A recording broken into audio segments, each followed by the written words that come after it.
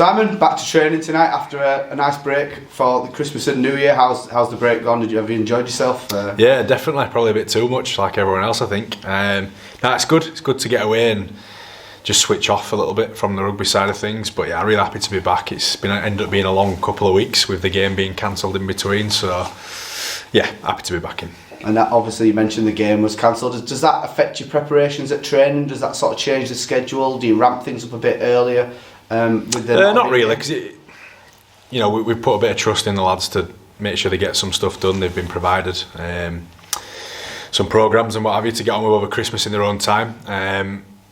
We've body fat testing. We do that every so often. We did that before Christmas, and everyone knows where they're at. So obviously we're doing that again to make sure no one's overindulged. But it is a time to enjoy it. So we aren't going to put too much pressure on them about coming back, flying and all the rest of it. But with regards to changing our plans because of that cancellation, not really. It would have been nice to get that game in, just to get a little bit of soreness through them as well and start that process of getting used to being sore weekly again. But yeah, attention turns now getting into training and preparing for the Wakefield game. And obviously you mentioned the Wakefield game. Does the Bradford game being called off sort of change your ideas of what personnel you will use for the Wakefield game, or is it the same case of the full squad will get a run out? Possibly not. We've got Matty G's the only one at the minute who definitely won't take part in any of the friendlies. He's not a million miles off, but he had shoulder surgery, and we're not going to rush him anyway. But yeah, it's one of them funny ones where we want to get some out of it. We're getting closer to the season now.